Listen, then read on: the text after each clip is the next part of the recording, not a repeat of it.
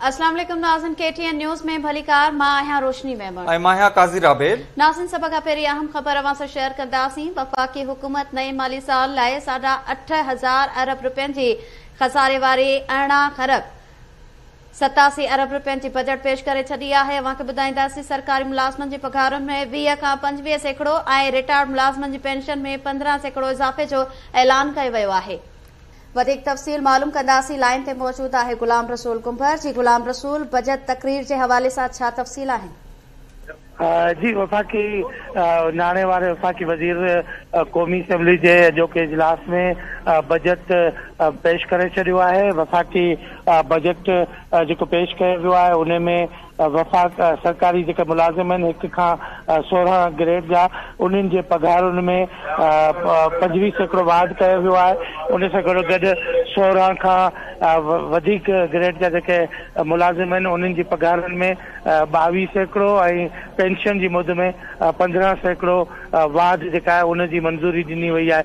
वफ़ाक़ी मालियाती जेको बजट आहे उनमें जेके यूनिवर्सिटीज़ ऐं हायर एजुकेशन आहे उन लाइ रक़म में इज़ाफ़ो कयो वियो आहे। नाणे वारे वफ़ाक़ी वज़ीर तरफ़ां जेका बजट स्पीच कई वई आहे उन में जिते सॼे मुल्क जा सूबनि जा तरक़ियाती पैकेज ॻणाया विया आहिनि उते ई कराची, हैदराबाद, मीरपुर ख़ासि, नवाबशाह लाइ वफ़ाक़ी सरकार तरफ़ां ख़ुसूसी पैकेजिस जो ऐलान कयो वियो आहे। उन सां गॾो गॾु कराची जे लाइ पाणी जो जेको मनसूबो आहे उन मनसूबे जी तकमील जे लाइ बि रक़म रखी वई आहे। साॻे वक़्त ते वफ़ाक़ी वज़ीर तरफ़ां जेका पंहिंजी तकरीर आहे उन में इहो ॼाणायो वियो आहे त जेके गैर क़ानूनी सिगरेटनि जो जेको विकिरो आहे उन जी रोकथाम जे लाइ सज़ाऊं मुख़्तस कयूं वयूं आहिनि।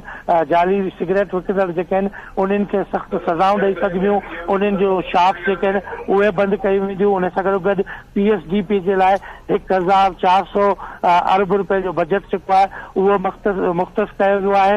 उन सां गॾो गॾु पब्लिक सेक्टर डेवलपमेंट प्रोग्राम जे लाइ बि रक़म जेका आहे उन में इज़ाफ़ो कयो वियो आहे। हुकूमत 2024-25 जो जेको बजट आहे उन में जेका पब्लिक सेक्टर डेवलपमेंट प्रोग्राम आहे उन जो हजम 1500 अरब रुपया रखियो आहे।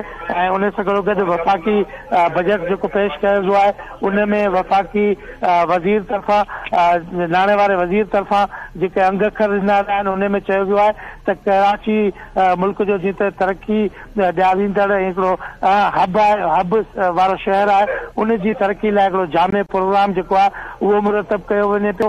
कराची सां गॾो गॾु हैदराबाद, मीरपुर ख़ासि, सखर, बेनज़ीराबाद लाइ मनसूबा मुरतब कया विया आहिनि। ऐं वज़ीर आज़म जी ख़ुसूसी हिदायत ते अस्पतालुनि जे हवाले सां इस्लामाबाद, रावलपिंडी, आज़ाद कश्मीर, खैबर पख्तूनख्वा जे लाइ जेके हॉस्पिटल्स आहिनि उन्हनि जी रक़म जेका आहे उनखे ॿीणो कयो वियो आहे। उन सां गॾो गॾु बरामदात जो जेको हदफ़ आहे उन जे हवाले सां बि वफ़ाक़ी वज़ीर तरफ़ां ॼाणायो आहे त बरामदात में इज़ाफ़े जे हवाले सां उपाउ वरिता पिया वञनि।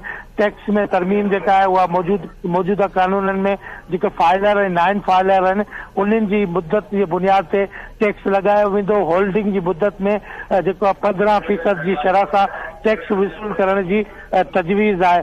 उन सां गॾो गॾु नाणे वारे वज़ीर तरफ़ां सेल्स टैक्स बाबति अहम तजवीज़ूं जेके आहिनि उहे पेश कयूं आहिनि। ऐं चवणो आहे त जेके टैक्स छूट आहे उन जे हवाले सां हुकूमत टैक्स कानून में उन खे इंसाफ़ भरियो करण जे लाइ उपाउ वरिता आहिनि त जीअं टैक्स नेट खे जेको आहे उहो वधाए सघिजे। FBR में सुधारा जेके आहिनि आणण जे हवाले सां बि वफ़ाक़ी वज़ीर तरफ़ां आगाही ॾिनी वई आहे। अहिड़ी रीति जंहिं वक़्तु वफ़ाक़ी सरकार तरफ़ां बजट पेश कयो पियो वियो उन वक़्तु पाकिस्तान पीपुल्स पार्टी ऐवान मां वॉकआउट करे वई हुई। फ़क़ति 2 मेंबर जेके आहिनि नवीद कमर ऐं ख़ुर्शीद शाह जेके आहिनि उहे हुकूमत सां मुज़ाकरात खां पोइ ऐवान में आया। पाकिस्तान पीपुल्स पार्टी जो चेयरमैन बिलावल भुट्टो भुट्टो ज़रदारी समेत पीपुल्स पार्टी जा समूरा MNAs जेके आहिनि ॿिनि MNAs खे छॾे करे उहो ऐवान मां वॉकआउट करे विया। सुन्नी इत्तेहाद काउंसिल जा जेके मेंबर आहिनि उहे बजट तकरीर दौरान मुसलसल नारेबाज़ी कंदा रहिया। उन्हनि बजट कापियूं फाड़े छॾियूं। कुझु देर पहिरीं हू पंहिंजी डेस्कनि ते वेही एहतजाज करे रहिया हुआ। उनखां पोइ उन्हनि स्पीकर डेस्क जो घेराव कयो ऐं उते शदीद एहतजाज कयो। अहिड़ी रीति नए मालियाती साल जो वफ़ाक़ी बजट जेको आहे उहो ऐवान में पेश कयो वियो आहे। जी ठीकु आहे, वॾी महिरबानी नाज़रीन। इस्लामाबाद खां गुलाम रसूल कुंभर तफ़सील ॾिना आहिनि। अवां ॿुधो त नाणे वारो वफ़ाक़ी वज़ीर मोहम्मद औरंगज़ेब नए माली साल जी बजट पेश करे रहियो हो। स्पीकर अयाज़ सदिक़ जी सदारत हेठि क़ौमी असेंबली जो इजलास थियो आहे।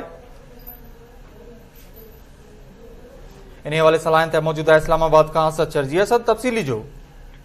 जी बिल्कुलु, वफ़ाक़ी हुकूमत पंहिंजी बजट पेश करे छॾी आहे। बजट जेका गोड़ ऐं गमसान में पेश कई वई। अपोज़िशन जे सख़्त एहतजाज दौरान नाणे वारे वफ़ाक़ी वज़ीर बजट पेश करे छॾी आहे। ऐं वफ़ाक़ी हुकूमत जो बजट जो जेको कुल हजम आहे उहो 18,817 अरब रुपया रखियो वियो आहे।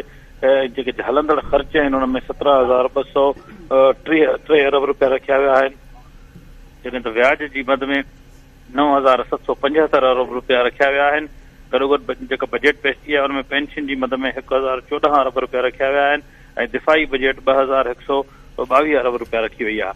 इन हवाले सां जेको बजट में मुलाज़िम तबिके लाइ पघारुनि में 25% इज़ाफ़ो कयो वियो आहे, जॾहिं त पेंशन में 15% इज़ाफ़ो कयो वियो आहे। बजट में सब्सिडी जी मद में 1,363 अरब रुपया रखिया विया आहिनि, जॾहिं त सिविल हुकूमत हलाइण जे लाइ 839 अरब रुपया मुख़्तस कया विया आहिनि।